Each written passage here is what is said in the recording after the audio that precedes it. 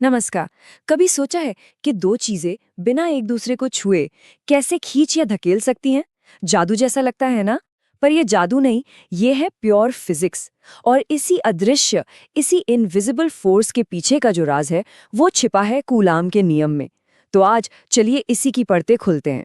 तो सबसे फंडामेंटल सवाल यही है जिसका जवाब कूलाम का नियम हमें देता है।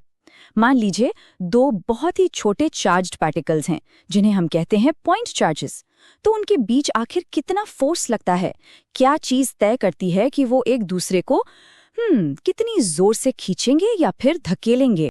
और इसी सवाल का जवाब छिपा है चार्जेस के बीच लगने वाले फोर्स के बेसिक प्रिंसिपल में। चलिए समझते हैं कि ये बल असल में काम कैसे करता है। तो कूलम का नियम हमें दो बहुत सीधी सीधी बातें बताता है। पहली बात, ये जो फोर्स है वो दोनों चार्जेस के वैल्यू के प्रोडक्ट के डायरेक्टली प्रोपोर्शनल है। मतलब जितना ज्यादा चार्ज उतना ही ज्यादा फोर्स। सिंपल। और दूसरी बात, ये फोर्स उनके बीच की दूरी के स्क्वायर के इनवर्सली प्रोपोर्शनल है। यानी जैसे जैसे दूरी बढ़ेगी फोर्स बहुत तेजी से कम होगा। बस यही दो चीजें इस पूरे नियम की जान है। और हाँ, ये फोर्स हमेशा एक जैसा नहीं होता, इसकी नेचर बदलती है।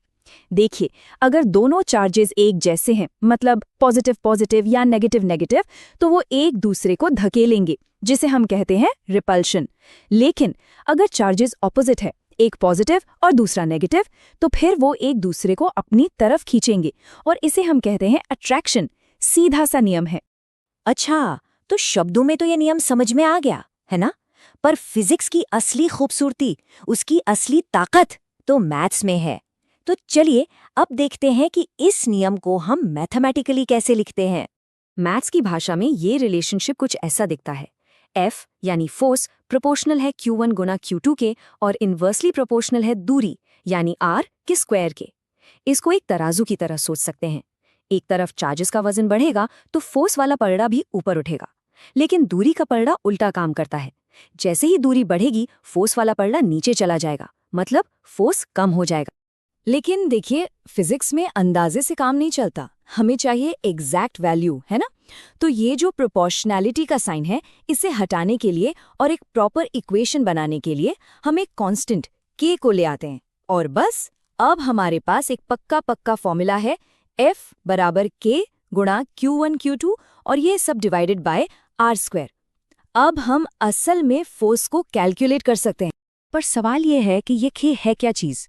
असल में ये खुद एक और कांस्टेंट पर डिपेंड करता है, जिसे हम कहते हैं एप्सिलॉन नॉट या एप्सिलॉन नॉट। एप्सिलॉन नॉट को कहते हैं परमिटिविटी ऑफ फ्री स्पेस। अगर बिल्कुल आसान भाषा में समझे तो ये बस ये बताता है कि खाली जगह यानी वैक्यूम इलेक्ट्रिक फोर्स को अपने अंदर से गुजरने की कितनी परमिशन देता है, बस। तो अब सवाल ये उठता है कि साइंटिफिक कम्युनिटी इस फॉर्मूला तक पहुंची कैसे? ये कोई रातों रात हुआ जादू नहीं था, ये एक लॉजिकल जर्नी थी। तो चलिए इसकी स्टेप बाय स्टेप डेरिवेशन को समझते हैं, देखते हैं ये बना कैसे। देखिए, इसका रास्ता बहुत सीधा है। स्टेप 1, एक्सपेरिमेंट से ये पता चला कि फोर्स चार्जेस के प्रोडक्ट के प्रोपोर्शनल है, ठीक है। स्टेप 2, ये भी देखा गया कि फोर्स दूरी के स्क्वायर के साथ घटता है। स्टेप 3 में इन दोनों ऑब्जर्वेशंस को बस एक साथ मिला दिया गया और फाइनली स्टेप 4 में एक कांस्टेंट k को इंट्रोड्यूस करके इसे एक प्रॉपर इक्वेशन का रूप दे दिया। तो देखा कैसे छोटे छोटे ऑब्जर्वेशंस मिलकर एक इतना पावरफुल फॉर्मूला बना देते हैं। अब एक और मजेदार बात, क्या ये फोर्स हमेशा एक जैसा रहता है? जवाब है नहीं। ये इस बात पर भी डिपेंड करता है कि चार्जेस रखे कहाँ हैं। क्या वो वैक्यूम में है या फिर पानी या हवा जैसे किसी मीडियम के अंदर। यहाँ देखिए, दोनों सिचुएशंस में फॉर्मूला ऑलमोस्ट सेम है, बस एक छोटा सा फर्क है। वैक्यूम के लिए हम इस्तेमाल करते हैं एप्सिलॉन नॉट, जबकि किसी मीडियम जैसे पानी के लिए हम उस मीडियम का अपना एप्सिलॉन इस्तेमाल करते हैं। इसका मतलब क्या हुआ? इसका सीधा सा मतलब ये है कि मीडियम जो है वो एक शील्ड की तरह काम कर सकता है, जो चार्जेस के बीच के फोर्स को कम कर देता है। तो अब जब हमने ये पूरा नियम समझ लिया है, तो चलिए फटाफट से इसके सबसे जरूरी पॉइंट्स को एक साथ देख लेते हैं। ये वो बातें हैं जो बिल्कुल याद रहनी चाहिए। इन बातों को गांठ बांध लेना है। पहली बात, ये नियम सिर्फ पॉइंट चार्जेस के लिए है, क्योंकि बड़े ऑब्जेक्ट्स पर चार्ज का डिस्ट्रीब्यूशन कॉम्प्लिकेटेड हो सकता है। दूसरी बात, ये स्टैटिक यानी रुके हुए चार्जेस के लिए है। चलते हुए चार्जेस की कहानी अलग है, वो मैग्नेटिक फील्ड भी बनाते हैं। तीसरी, फोर्स एक वेक्टर क्वांटिटी है, मतलब इसमें वैल्यू के साथ साथ डायरेक्शन भी होती है। और हाँ, ये तो हम जानते ही हैं कि दूरी बढ़ने पर फोर्स बहुत तेजी से घटता है।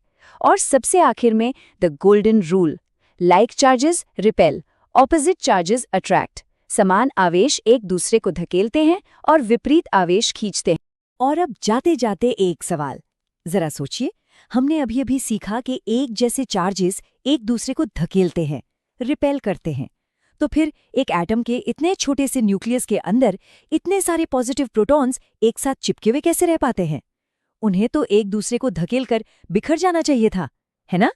इसका जवाब हमें नेचर में मौजूद कुछ और भी ज्यादा पावरफुल फोर्सेस की तरफ ले जाता है। इस पर सोचिएगा जरूर।